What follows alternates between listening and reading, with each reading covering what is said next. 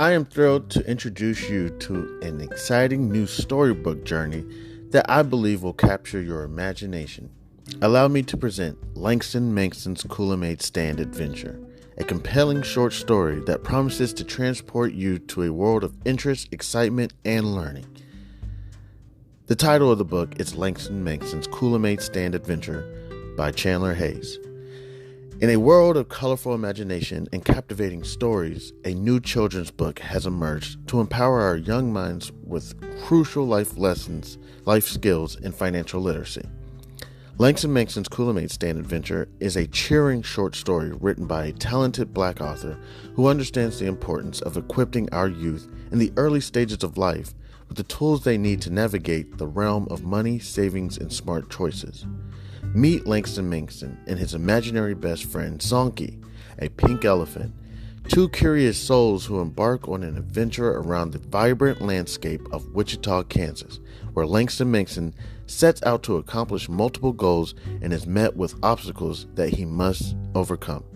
Langston Mankson and Zonky discover valuable lessons of talking about finances in the home in order to gain knowledge. Langston Mankson, with a little bit of confidence, the guidance of supportive parents, the help of community members like Mr. Tiller, and his imaginary best friend Zonky, Langston Mankson learns about the value of money and how to save, the importance of making thoughtful spending decisions, the significance of thinking outside the box when met with challenges with money, and the joys of sharing with others. Through relatable experiences and engaging storytelling, young readers are introduced to the fundamental concepts of money, such as earning, saving, and spending responsibly. Langston Mankson set savings goals, teaching children the importance of planning for future needs and dreams. The book celebrates diversity and the different perspectives on money, shedding light on its role in different people's lives. The characters' interactions emphasize the joys of serving others, the gift of sharing, and making a positive impact in their community. The pages of Langston Mankson's Kool-Aid Stand Adventure come to life with vibrant illustrations. The colorful and imaginative visuals not only captivate young readers, but also enhance their understanding of complex financial concepts. Langston Mankson's Kool-Aid Stand Adventure is coming soon to bookstores and online realtors. It is a must-have addition to any child's library, fostering essential life skills while sparking the joy of reading. Empower the young minds in your life with the gift of financial literacy and imagination. Join Langston Mankson, Zonky, family, and friends on their extraordinary journey of running a drink stand to set them on the path of a brighter future. Your opinion means a great deal to me. I would be honored if you would consider exploring Langston Mankson's Kool-Aid Stand Adventure and sharing your thoughts. Your feedback could play an invaluable role in shaping the future of this project. If you have any questions, comments, or would like to discuss the book further, please don't hesitate to reach out to me.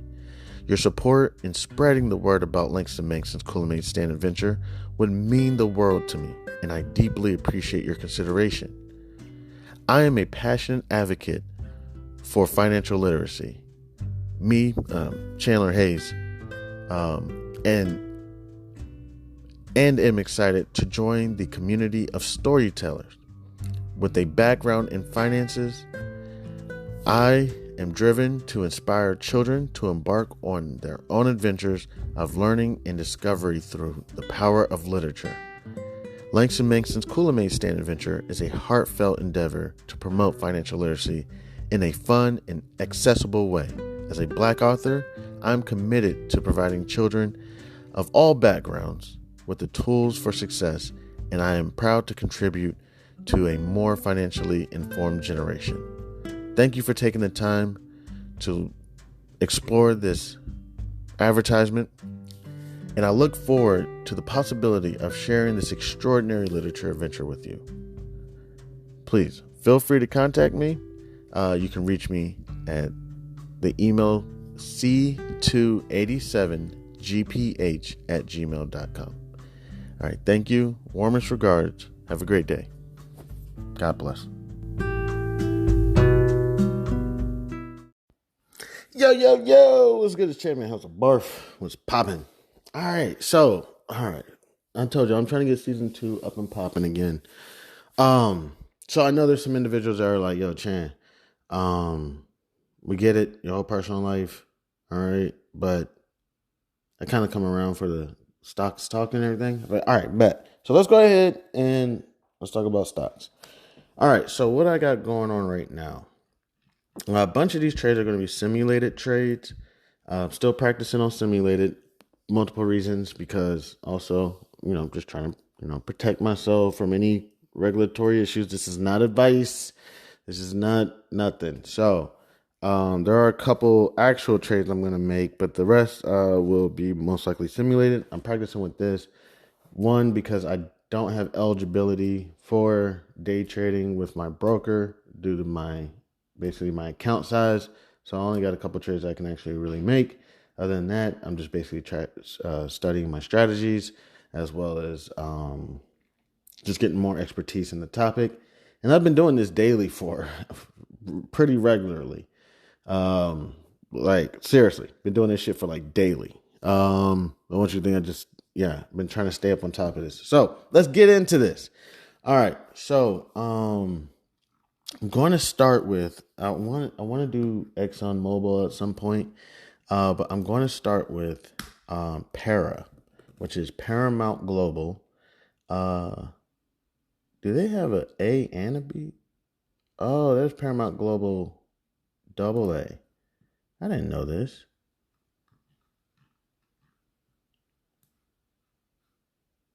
Does it trade? Oh, yeah, it's trading. 1 second. I didn't even know Paramount had. Man, I need something to set this phone up on. Give me a second.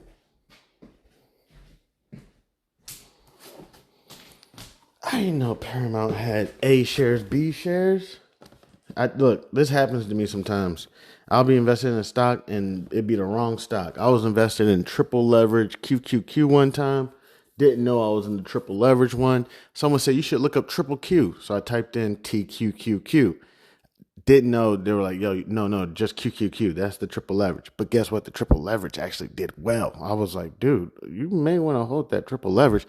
I may want to hold that triple, but he's like, that's how it works. It goes up and it goes straight back down because it's triple leveraged of basically the underlying. And another time I was investing in like some funeral home when I meant to be invested in either, what was it, electronic car company, Boyd, or I was trying to invest in a gaming company, and I was investing in some funeral home. So I did not know. I want to take a look at this because I did not know that Para had A shares, B shares, and they're basically the same price. So I'm gonna go to Google and say, what is the difference between Paramount Global A and Paramount Global B?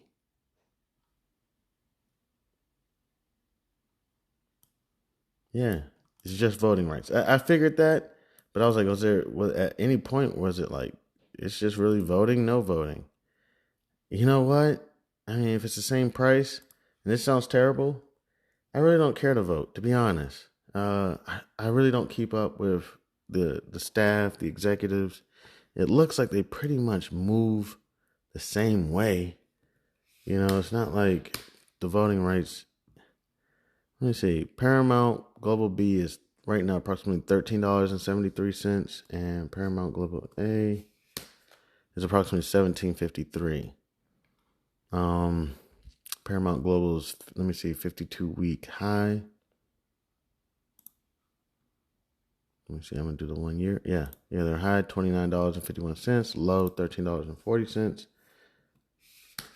B, high, $25.93. Low, $10.51. Okay. It's really no difference. And so I'm okay with staying with the B class shares. Let's see. I got to figure out how I'm going to approach this. So you're going to have to just bear with me because this is how it's going to kind of work. Not trying to be rude or anything, but it's just like, if I'm going to keep, this thing popping, I got to go through my process. So I'll share a couple things. For example, currently there's approximately about 800 there's 8 lots. I'll say 8 lots. So that's approximately 8 contracts that I can sell on these lots. Currently, there's a lot sold at December 22nd, strike price 16. Currently, Paramount Class B is approximately at $13.73. So that's still good to go. It's still out of the money. It's out of the money approximately by 17%. We have approximately 31 days to go. And currently, I'm down approximately about 70% on it. My trade price on this was $11, and I'm down approximately $7. So I received $11, and right now it's down approximately about $7. So I'm down approximately about 69%. Currently on the day, let me see. Paramount is down approximately 1.6%. Let me just verify that. Yeah, approximately down 1.6%. So with it going down, it's getting further away from my strike price, meaning that I have pretty much an opportunity to. I'm still out of the money. I'm still collecting this $11. So let's see what CNBC is talking about right now. They're talking about Amazon. Today as well. Again, this is traders, maybe selling as many as another 8 to 10 million shares. That's, again, spec, but he's clearly in the market. That would be $1 billion worth of stock. He sold 244 million. That would be a lot more than that. Well, if he sold 10 million shares, you can do the math, right? He's selling a lot of stock. He's got a lot of things going on. A lot of stuff to fund. By the way, again, to remind people, he still had 988 million shares behind the shares he just sold. So and the volume is such that I really think... Okay, they're talking about Amazon, and I'm not sure they're talking about I'm wondering if they're talking about Bezos. It's doing very well, yeah. But I understand it may be having some impact on the market today. Yeah. So I'm not sure. I used to know how to see the insider selling. Things have changed recently. Let me see if I can go and find the insider. Crap, I used to know. What is it? Under SEC filings. Let me go to research. And the mic is not all the way in my face because I had to sit it down. Apologize if it's not that loud. Okay, so let me see. I'm just going to go to Google and type in AMZN because they're saying that he sold a bunch of shares. And that's who forecast stock dropped last month.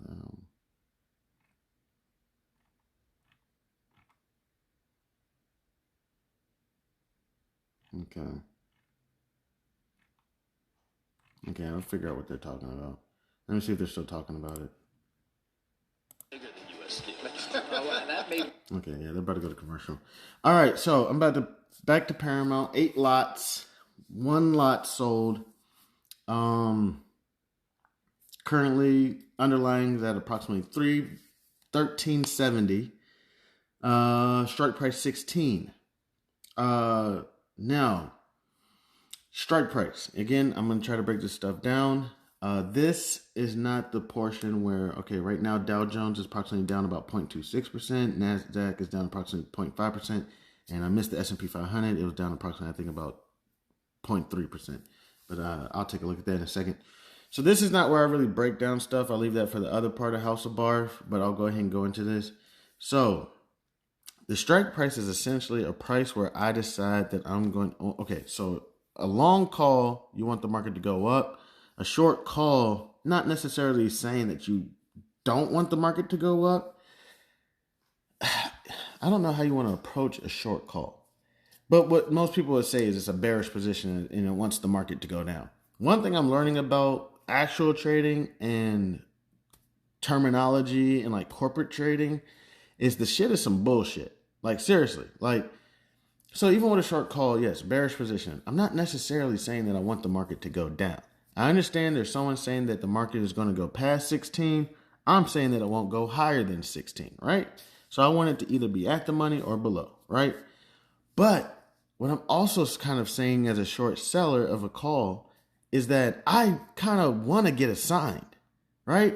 I don't want to sit here and have 20, 30, 40, however many $1,000, yes, I could just go sell the underlying and take it in, right? You could just say, man, I'm just going to go ahead and sell the underlying. Or another approach could be is selling short calls, contracts. But I needed to hit my price. Not even just hit my price. It needs to hit the price plus premium so that the person can start to gain, intrinsic value, or they can break even at least when they want to exercise their contract. You know what I'm saying? So I kind of want the stock to go up. You know what I'm saying? It's not like, so you could just be one of these short sellers who they just do it for premium. You'll hear that a lot about sellers, right? Oh, they just like to collect their premiums. Not necessarily. I may be looking, and what would you say is a time to get out of a company? I'm not sure. Let me go ahead and take a look. And this is not the House of B.A.R.F. that we're supposed to be doing this, but I'm going to go ahead and do it.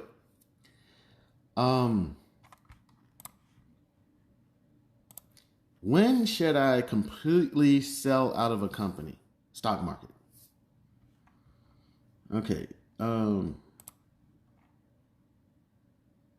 The markets get overly optimistic about. This is bankrate.com. About the future prospect for the business, bidding its stock to unsustainable levels. When the price of a stock reaches a level that cannot be justified by even the estimates or the future business performance, it could be a good time to sell. So different things like that. You know what I'm saying? Like you like your belief with the company doesn't match anymore. You know what I'm saying? Stuff like that where you say, you know what? I don't really think that, me and this company we're in the same boat anymore, or the stock just shot up miraculously and we have no justification, understanding for it. CNBC.com. There are two sectors that are green today. Everybody else is red. Under pressure the most, you've got groups like energy, consumer discretionary, and technology. That's why the NASDAQ 0.6%. We are 30 minutes here into the trading session. Here are some movers we're watching. Slew of retail names, either surging or plunging on the back of their latest earnings and outlooks. We're going to break it all down for you this hour, but there's a taste of some of the moves. Dick's Sporting Goods up 11%.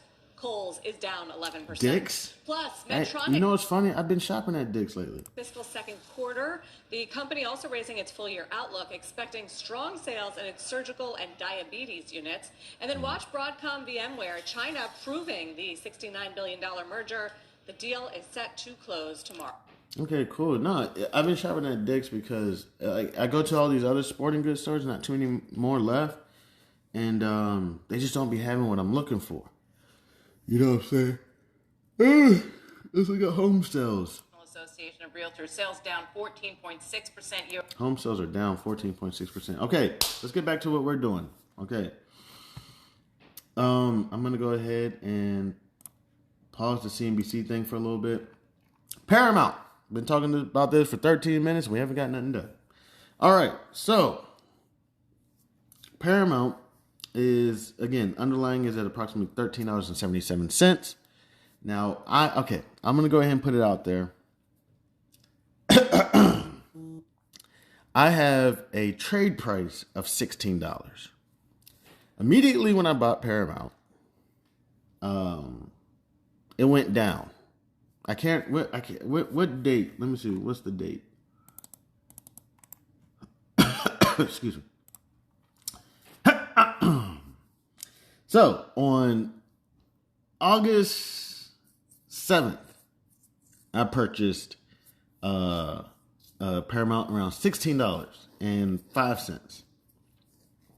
Okay, then I purchased some more shares around August 30th around around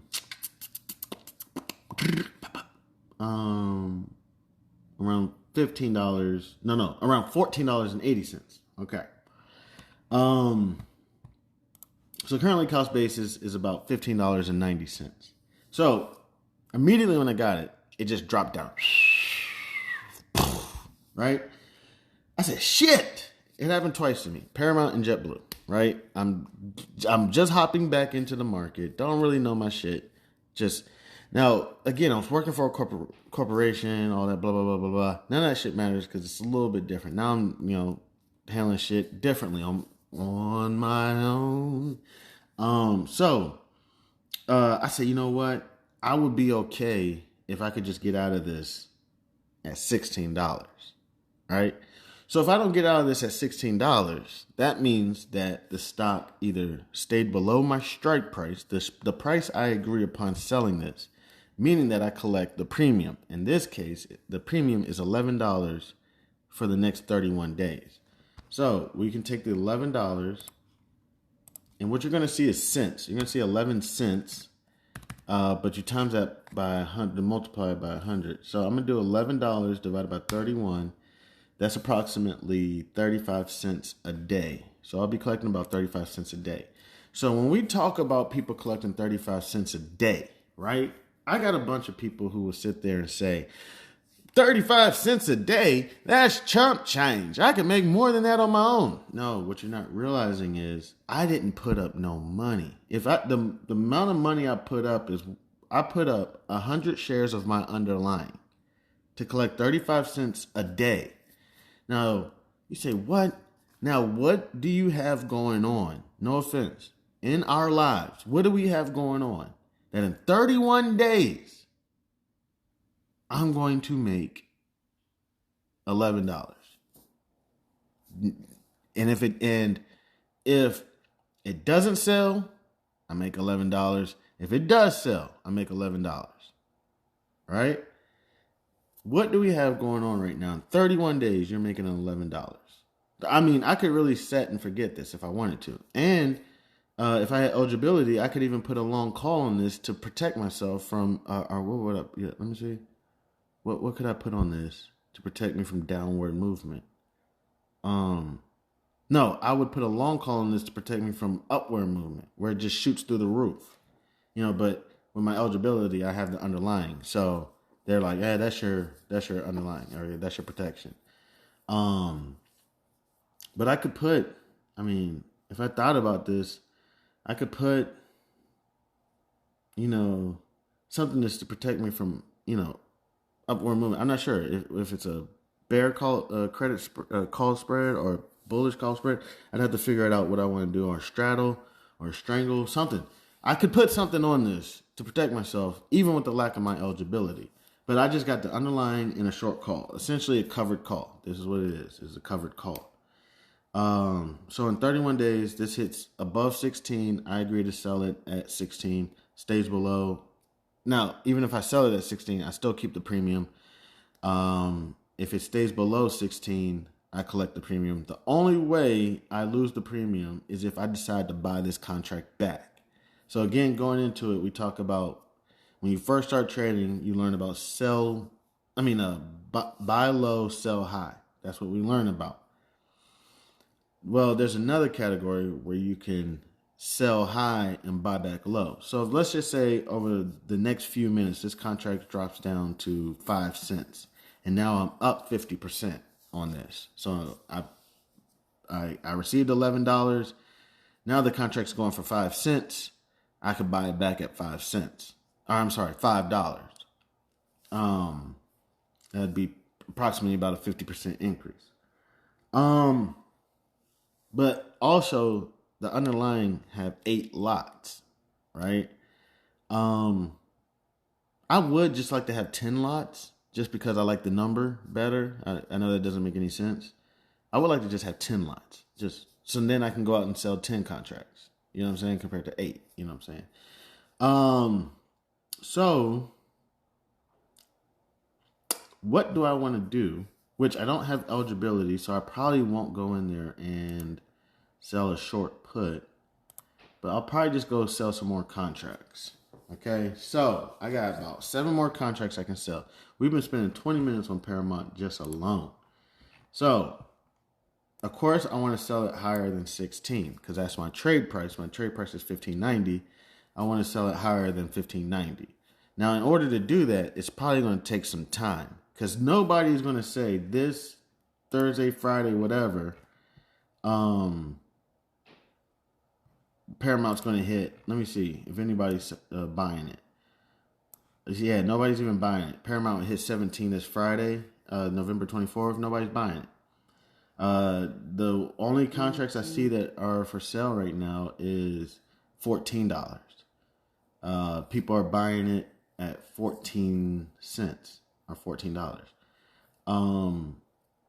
Strike price 14. The current stock is at 13.70. So by Friday, there's people selling contracts right now. Other than that, 14.5 isn't really selling or buying, and 15 isn't really buying or selling. And 15.5 is not even. I mean, nobody's even paying attention to that.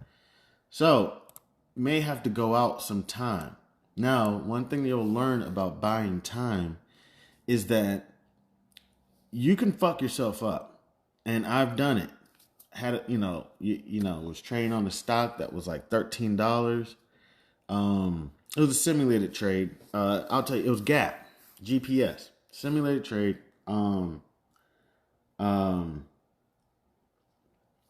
I think the underlying was approximately like $17, or I think even it could have been higher than that. It could have been like $26, $27. And GPS dropped down to like 13. So put in a short call at like 17, right?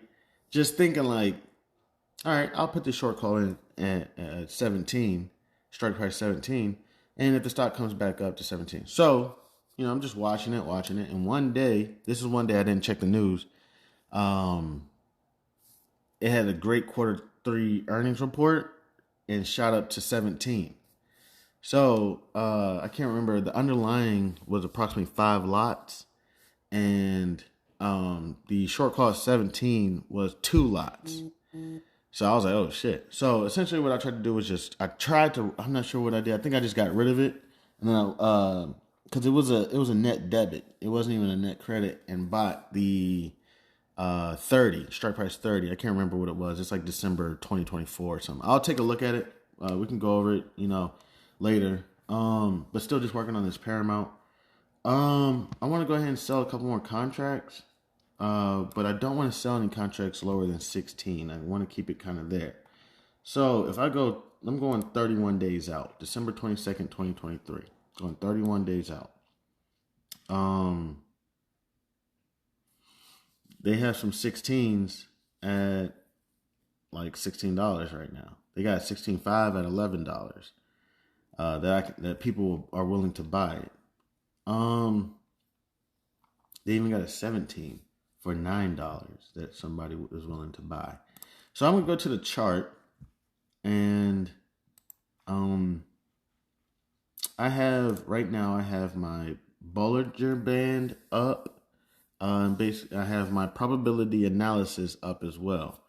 So looking at the chart right now, I'm looking at the 1-year chart, and I'm going to go to it. See, this has been dropping. So I'm going to also set my Fibonacci. I'll go over all this stuff on the other side of House of B.A.R.F. Right now, I'm just kind of trying to get stuff done. So this Fibonacci I learned probably from Black Girl Stocks or somebody, I can't remember who, right? The Fibonacci drawing tool.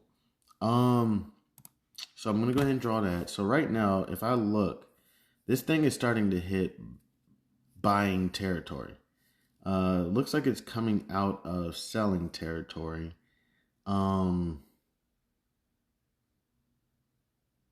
Yeah, it's looking like it's hitting buying. Yeah. I'm looking at the CCI. Looks like there's a crossover real quick. Let me see. How does this work? CCI is still going to work on, but it looks like it's in the buying category, maybe possibly overbought. MACD is telling me that it's in the buying category. It doesn't look like it's overbought. It could be in overbought territory. And Keltner channel is telling me that it is, let me see, 13. What's this top one?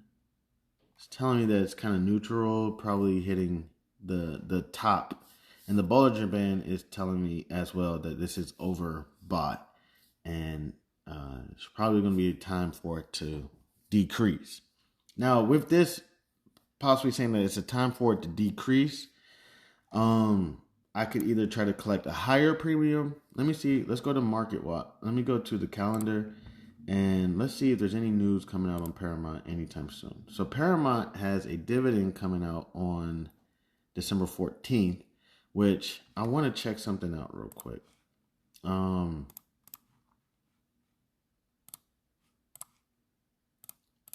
If you have a long call, do you receive dividends?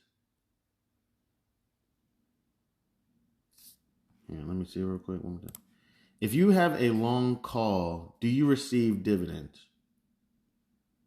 According to the ticker tape, TD Ameritrade, traditionally, long call options involving a cash dividend would be exercised only on the day before the stock's ex-dividend date. That's because if an investor buys the stock on or after the record date, the investor does not receive the dividend. Okay, let me see. Do you still get dividends on a covered call? Let me see.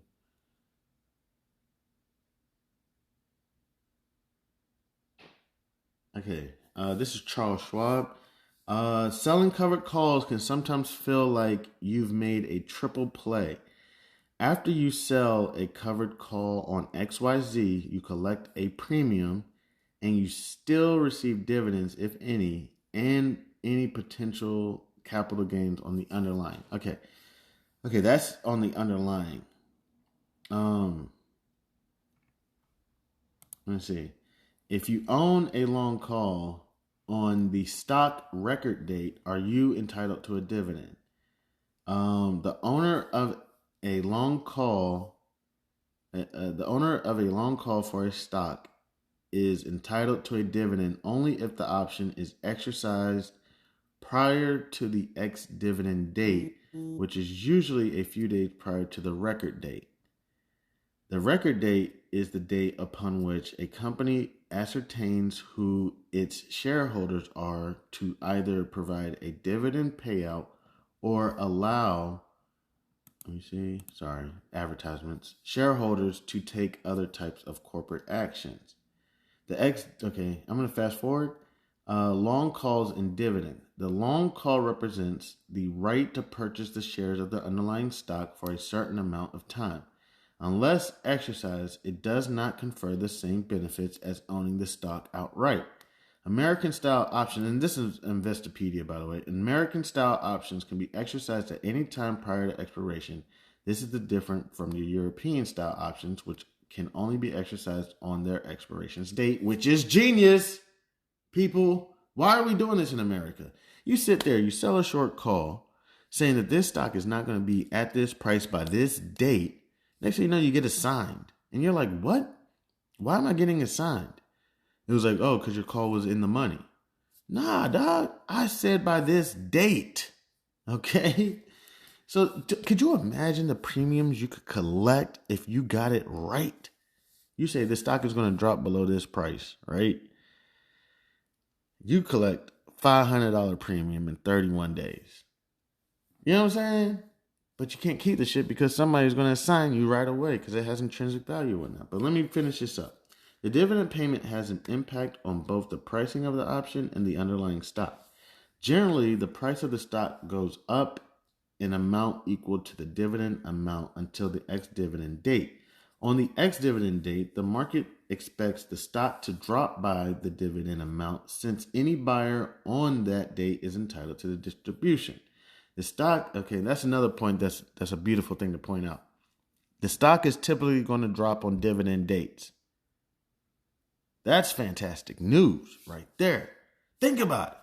Basically, on any dividend date, you could essentially just sell a short call. Just to think about something like SPY that has, I'm not trying to think about SPY, but something that's just like, you know what I'm saying? That is their ex-dividend date.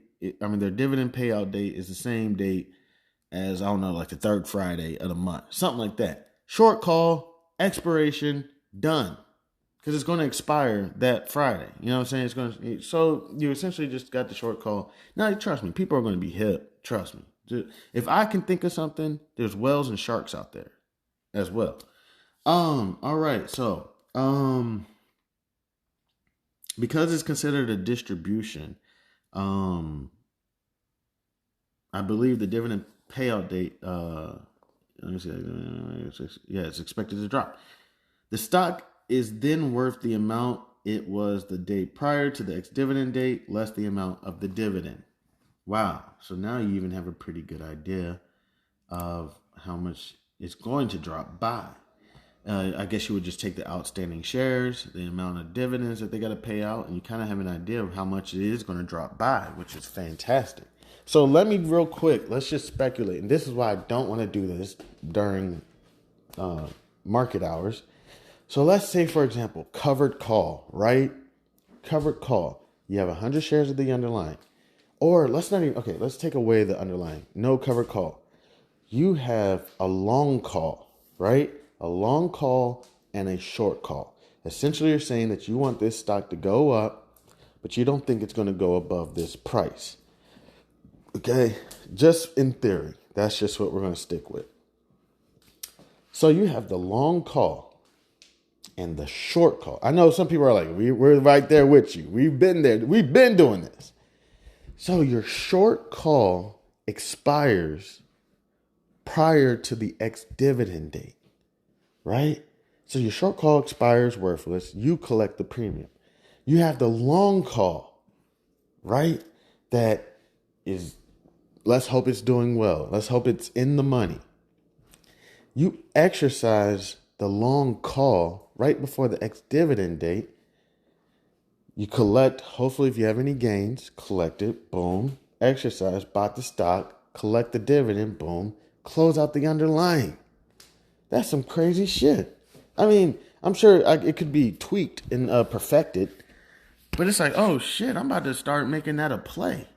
You know what I'm saying? With eligibility and everything, because that's shit I got to deal with. Being broke is not a joke. All right, so we still got the Paramount play. So we know dividends are going to come out around the 14th. So we pretty much can expect for the stock to drop around the 14th. Let me see what their dividend is. Let me see if I can find out what their dividend is. Go to Paramount.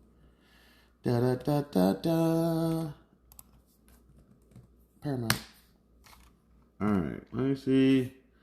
Gosh, man, I just wish everything was just easy to see.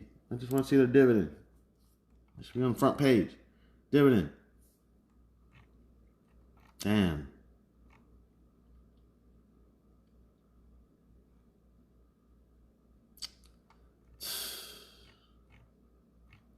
Okay, dividend amount, 5 cents, which is down tremendously. They used to be giving out 24 cents. The annual dividend yield is approximately 1.44%. So, let me just go to like Yahoo Finance, and I just want to know how much outstanding shares does Paramount have? Because that's essentially what it's going to drop by, 5 cents. Where do I go for this information? Financials.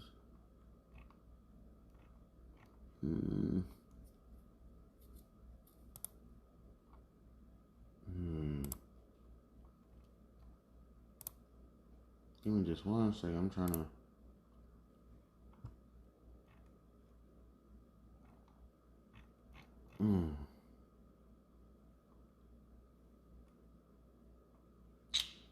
Let me just go to Google. How many shares outstanding does Paramount have?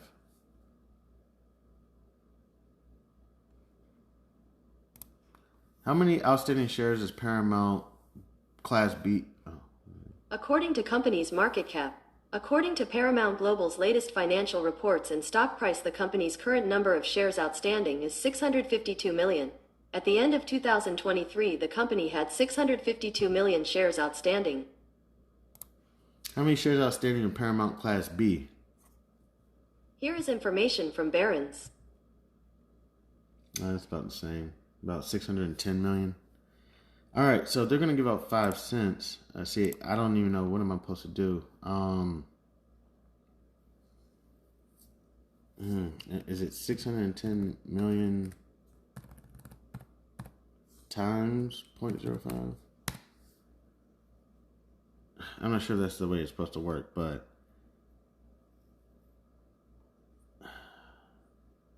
let's just say it's going to drop. I don't know. I'm just going to say something random, like $3 or something. I'm not sure. Or like, not $3, but like 3 cents or something like that. So we'll figure it out. I'll figure out how to do the math. But, or 5 cents. Let's just say it's going to drop 5 cents. Okay, so we can at least guess that, I guess. It'll at least drop 5 cents on December 14th. All right, so now I'm going to go to the options chain. This is crazy because it doesn't usually take this long, but because I'm trying to walk through the steps. So the last time Paramount Class B reported earnings was on November 2nd. So it'll be a few months before the next time they report earnings. It'll be February 15th next time they report earnings. So we don't got to worry about nothing with that. Now let's see if there's any other news. David Letterman returns to CBS's late night show for a night. Okay. Ed Sullivan Theater reminded him of Rodeo Drive. I'll be here through Christmas, David Letterman. That's former CBS late show. Okay, David Letterman did something. He returned. Paramount executives would cash out if company is sold, fueling speculation. Barron's. Paramount executives stand to cash out big should the company be merged or acquired under the new contract terms. It is regenerating or something, I'm not sure. Speculation, the media company may be up for sale. Paramount stock jumped 5.6% on Monday amid broader market gains, but only a so-so day for other media industries. Okay. All right, we have some not so good news. That sucks that people are going to try to sell this thing. So one thing I want to find out is when are we supposed to know about this merger and acquisition? When will we find out about this Paramount merger and acquisition?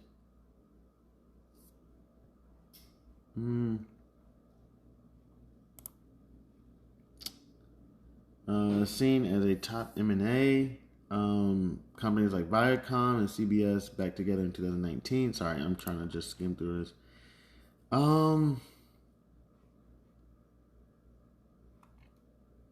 Okay, maybe a Viacom CBS merger, possibly.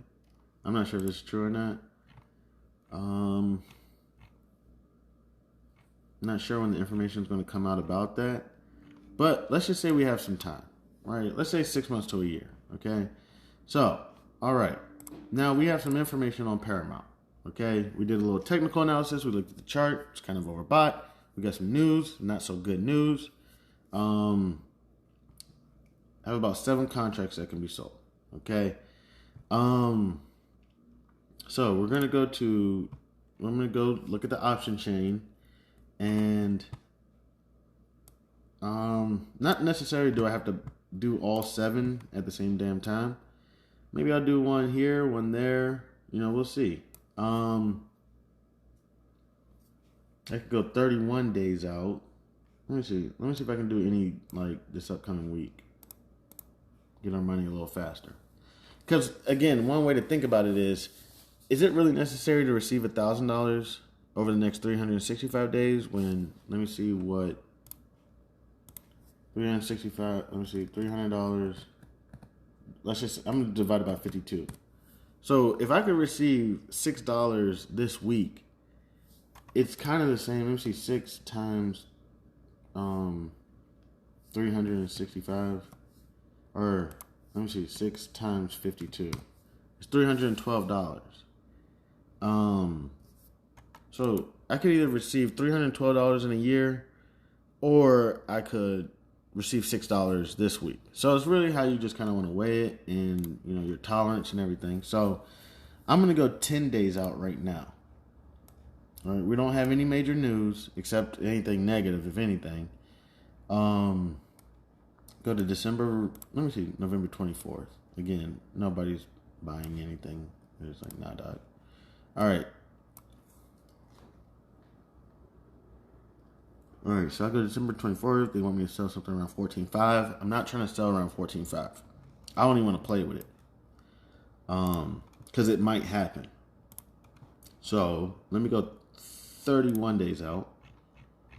I already have one sold at strike price 16 for $11. The contract is more expensive now, so I could actually get more money for it if I sold another contract at 16. But I already got one contract at 16. I'm going to go ahead and chill there. I want a little bit higher strike and more premium. All right, so I go 38 days out. I'm looking at 17. They got a 17 for $11.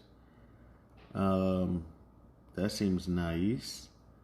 Somebody even is doing a 17.5 for $8. Okay, but I gotta wait $38 to get $8, which is fine.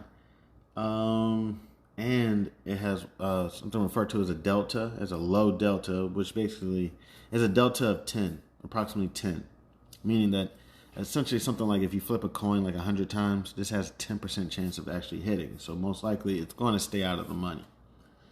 And it also has a very low theta, so that's the other thing is. So let me go a little bit further out, try to look for a little bit more implied volatility. Currently, right now, it has a applied volatility of approximately 30. So I'm going to go, let's go about 60 days out. Looks like January 19th, 2024. All right. Now, this is what I like. Okay, so, oh crap, we got a 17.5 for 19. See, I could get a 17.5 for like 11, like right now. I don't even gotta wait, you know. But then they got a 20 for 8, and I gotta wait 60 days for that. So, let me see that 20 for 8. Let me see, $8 divided by, what was it again? 60 days, 59 days. So that's approximately 14 cents a day. I think I'm going to go ahead and go up about 30 days. So I'm going to go up to 38 days. And they got a 17.5 for $8. And I could do a 17 for 11. I could do a 16.5 for $15. So let me go to 31 days, December 22nd. And I could do a 16 for 17 right now. I don't want to do a 16. I want to do something a little bit higher. So I'm going to go to 38. And I'm going to do the 17.5 for $8. I got an 18 for 6. Okay. I'm going to do 17.5 for 8. Alright, I'm going to sell... Wait, give me 1 second, because I also kind of want to see what they got next at like 115 days. That's March 2024. So they got some 20s going for like 24. So, alright, I'm not going to do them all at the same time. So I'm going to go 38 days out, and I'm going to do a 17.5 for 8. So I'll do like, what, 2 of those? That'll be $16. 17.5.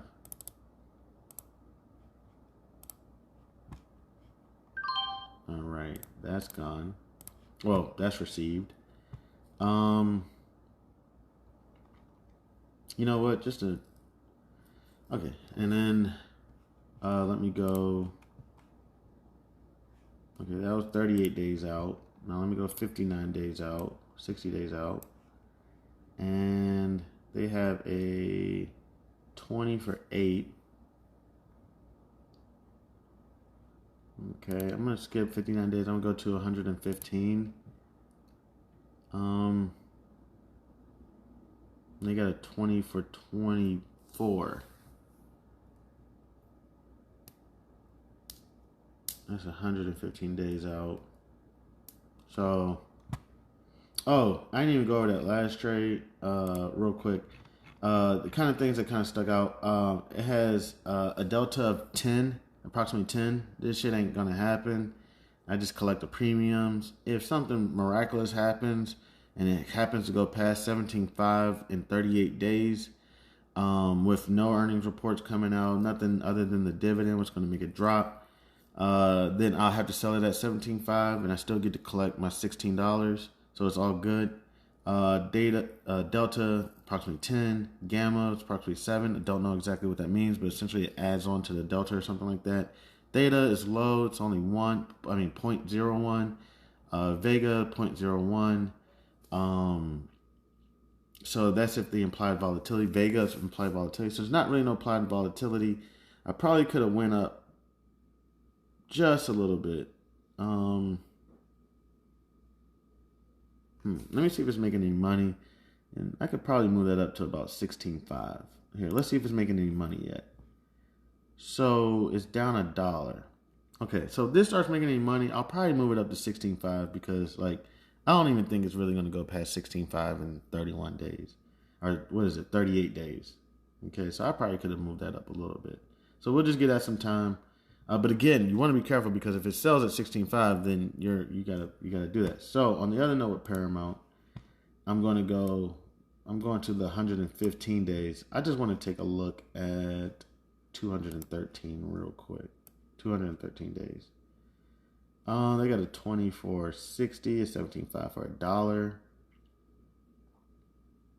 I'm thinking about trying to get that 20 for 60. Nah, but that has a high delta. I don't want that. Then I got a 22.5 for 35. 35 cents. I'm sorry. But 35 cents times 100. So if I can get 35 cents in 213 days, let me see what I can get in 115. If I can get 35 cents there, then let's see if I can get 17 cents with half the time. Which they got a 20 for 24. So I'm going to go ahead and sell the rest of my contracts. How many did I sell already? I sold 3. So I'm going to sell 4. No, 3. I'm going to sell 5 at 20 for 25 cents. And let's see if that executes.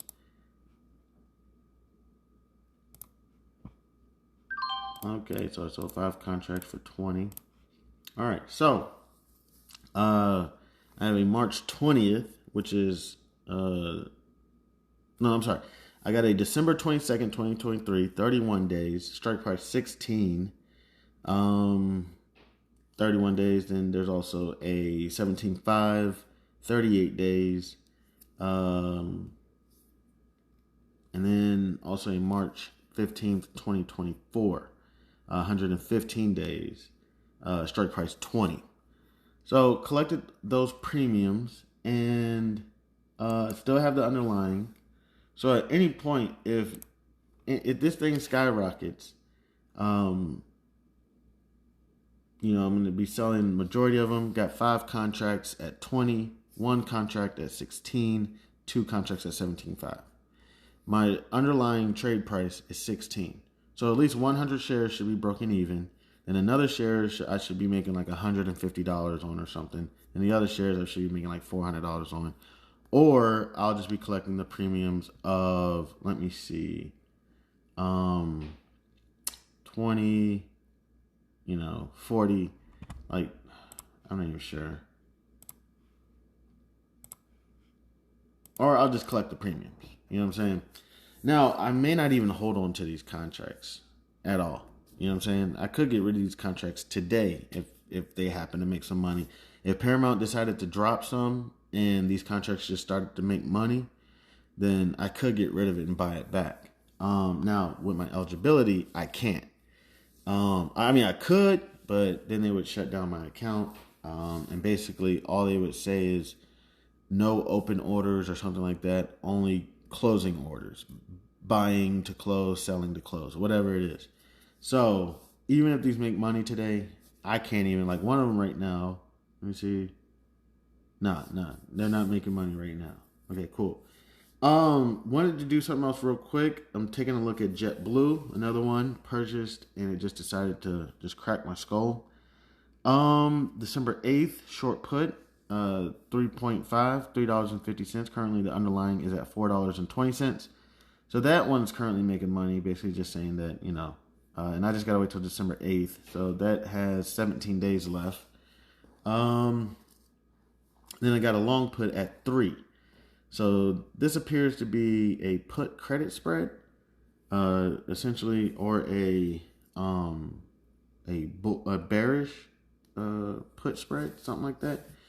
Essentially, if this thing drops, I received $12 on the short put, and I bought at 5 cents. So yeah, this is a credit spread. It puts credit spread, or it put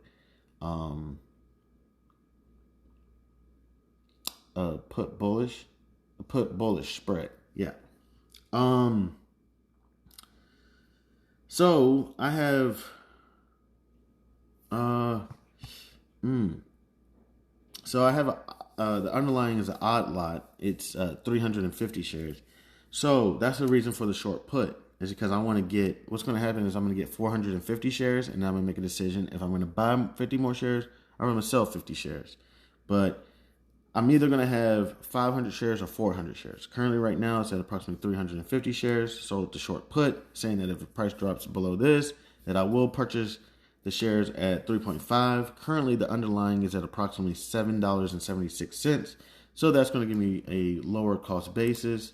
Essentially, the cost basis should come out to be something like, let me see, 775 plus 350 divided by 2. It should come out to be about $5.60 compared to $7.76. And again, currently the underlying is at approximately $4.18 right now. It's approximately 10:41 a.m. Eastern Standard Time, November 21st, 2023. I wonder if this, I could also sell a call on this. Let's see if because I got 350 shares. Let's see if I can sell a call if I have eligibility.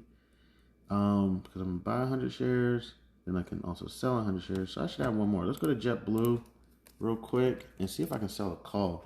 I only have one that I can sell. So let's say this thing. Let's go to the chart real quick. I'm pretty sure JetBlue doesn't have any great news. I don't even want to look. Let's just say, okay, it's in neutral territory, essentially, what it looks like to me. More so on the sold side. I would say this thing is not going to go above, I don't even know, $4.50. Goodness gracious. All right, I'm going to go to December. I'm going to go 30 days out, December 22nd, 2023. Let me see what a short call for 450 is. Good Lord. Yeah, that's really the only one trading. It's $4.50. They got one at $5.50 for $4. I don't know if I want to wait 31 days for $4. Let me go 10 days out, because I really don't care at all about this. They got a $5 for $2 for 10 days. So what's that? 5 cents a day, or not? What's that? Like 2 cents a day? Let me see. $2 divided by 10. It's not 20 cents a day, is it? Is it 20 cents a day? 20 cents times 10 days. Oh, that's no. Oh yeah, I mean, so yeah, it's 20 cents a day. Oh, that's pretty good. That's pretty good. Let me see what's November 3rd. 3 days. So 3 days out. Shit, ain't nobody, man. It's all in the money calls. So essentially, we're just getting rid of this right now, and I'll just collect the premium. Okay, so I'm not doing November 24th. I'll do December 1st short call. You know what? Let me do 17 days.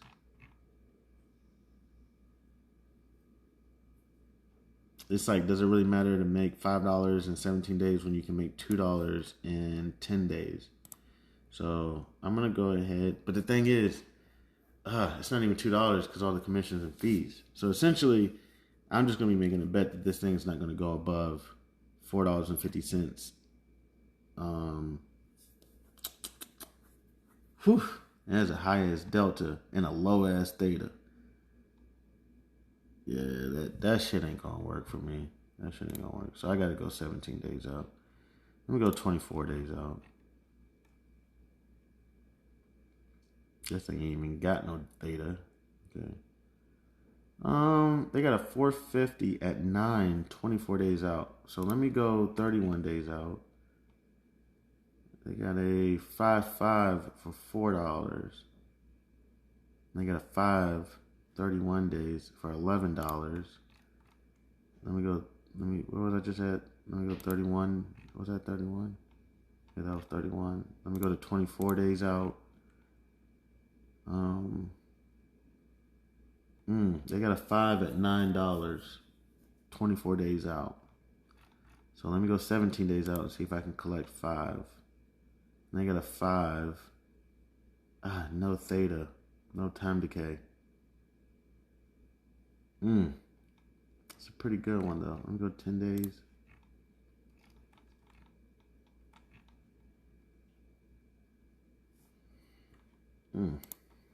Okay, let me go 17 days. All right, they got a 5. And that's a pretty good one. I'm going to go ahead and do it. It's $5. Strike price $5. This thing has no theta. It's just straight delta. Let me see. Let me go 24 days out. Okay. Yeah, this one at least has some theta. With a higher delta. I could do 5.5 for about 5. It has no theta. A lower delta. I want that time decay. 24 days out. Alright, I'm just going to do this for right now. I'm going 24 days out. And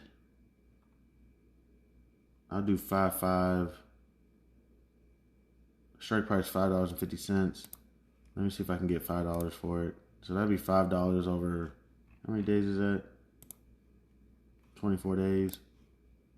$5 divided by 24. We're getting approximately 21 cents a day. So let's see how this works out.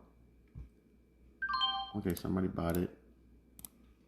So JetBlue is, so I got a short call on it for 24 days to collect $5. But then also I got the short put to get 100 shares. Then I also got a long put just in case this thing drops to 0 or something. I may get rid of that long put.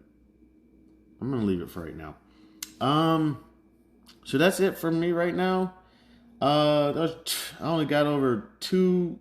We didn't even really get to the simulated and whatnot. But I'm gonna go ahead and stop there. I know it was probably like, what? He was just throwing out random numbers and bullshit. But I'm gonna go ahead and stop there for right now. Well, on the other side of House of Barf, more so the, coaching and everything, we'll definitely go over strike price and all of that and strategies and break it down. I really wanted the shit to be broken all the way down so that you can say to yourself, I understand what strike price is. I understand what premium. So on those calls, I just sold those calls. I just received that $9 I was talking about. I received it. It's in my account right now. So if I wanted to, I could go withdraw it. And to an extent, this is kind of what I've been doing, kind of surviving right now with everything going on. I've been trying to just take these little premiums, and trust me, it is risky as fuck. I'm not doing any normal trading right now. And this is why I want this shit to be paid material, because I don't want just anybody being able to get this information and then go off and then fucking trade and then they lose their portfolio or anything. And then they get upset. You know what I'm saying? Like, and it'd be like, oh man, these simple things that you were supposed to do. And everybody wants to be the Wolf of Wall Street, but it's like, no, that's not what you're supposed to do. You're supposed to get the long underlying. And the short call is just in case, it hits that price, you're willing to sell and get out. Don't look at it as you want the stock to drop. Look at it as that's the price that you're willing to get out. And if it doesn't reach that price, you get to collect the premium. Okay? Because somebody paid you to say that they'd be willing, that if the stock goes past that price, that they're willing to buy it. And vice versa on the other end with the puts. Okay? So, just confidently knowing what a call is, knowing what a put is, understanding break-even points and everything and all that. So I collect those premiums over some time. One of them, I got a time decay of negative 0.01. So essentially, it will drop $1 if the delta drops by. If the stock drops by $1, the delta would drop by like 22 cents. Then the theta would kick in as well and drop another 1 cent or something. You know what I'm saying? And that just helps me out keep the premium. So we'll definitely go over it and make sure we talk about all this. I want to thank anybody and everybody who decided to take time out of a wonderful day to come kick it with your mans. I appreciate it. I'm Chanman. This is House of Barf.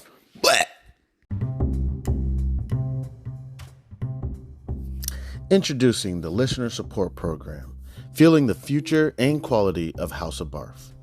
Dear loyal listeners, at the House of Barf, we strive to bring you the most engaging, informative, and entertaining content every day into the world of business, accounting, regulation, and finance.